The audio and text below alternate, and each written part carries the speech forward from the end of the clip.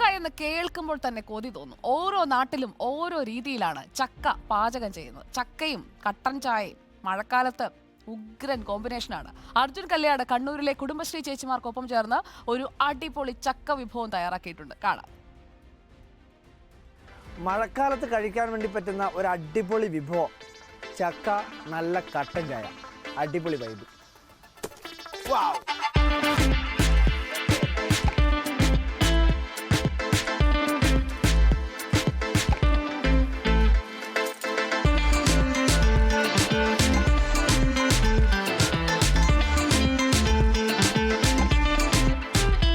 Taliparamba ചുടലയിലെ sheep oil, അവിടെ ഒരു വന്ദന കുടുംബശ്രീക്കാർ ഒപ്പമാണുള്ളത്. ഇതാണ് ചക്ക ഒന്ന് പാങ്ങാക്കി തരും, അങ്ങനല്ലേ പറയല്ലേ, ചക്ക പാങ്ങാക്കി തരുന്നത്. എനിക്ക് പാങ്ങാക്കണം അറിയില്ല, അങ്ങനെ ഇടയ്ക്കിടയ്ക്ക് ഇവർ പാങ്ങാക്കിയ ചക്ക, പച്ച ചക്ക ഞാൻ കഴിക്കുന്നുണ്ട്, എനിക്ക് വെച്ചിട്ടും കഴിക്കാം.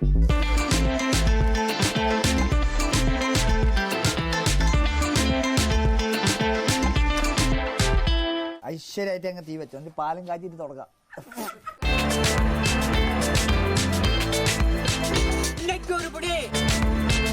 മഞ്ഞൾപ്പൊടി, മംഗളകരമാ മഞ്ഞൾ ആരംഭിക്കണം. മുളക് പൊടിയാണ് ഇത്, നാടൻ കുരുമുളക് പൊടി, ഇത് കല്ലുപ്പ്,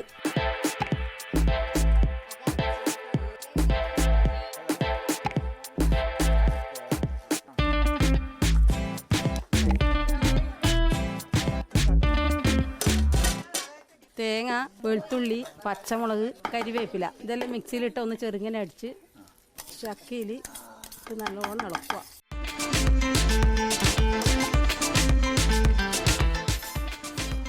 ആ കൊള്ളാം കൊള്ളാം കൊള്ളാം. ഈ ബർത്ത്ഡേ കുടിച്ചില്ല, അടിപൊളിയാ. വേണ്ട ചേച്ചി, കപ്പി ചേച്ചി വാ പടി. വെളിച്ചെണ്ണ, വറവിന് വെളിച്ചെണ്ണ, കടുക് നവിന്നരിപ്പെടുന്നുണ്ടേ, വെളുത്തുള്ളി, ഇത് കരിവേപ്പില, ഉണക്കമുളക്.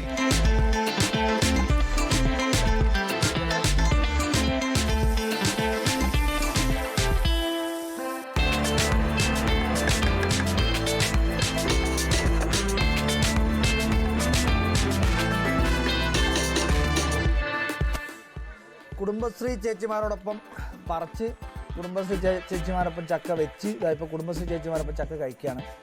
എന്തായാലും ചക്ക മോശമാവാനുള്ള സാധ്യത കുറവാണ്, കാരണം ഞാനും അതിനകത്ത് പങ്കാളിയായെന്നുള്ളതുകൊണ്ടാണ്. അതിന് കഴിക്കാം. അയവ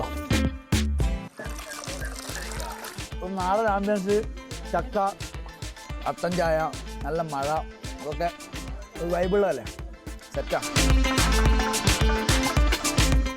കൈകൊള്ളുന്നുണ്ട്, അടിയിൽ ഇങ്ങനെ ഇലേൻ്റെ അകത്ത് പിടിച്ചിട്ട്.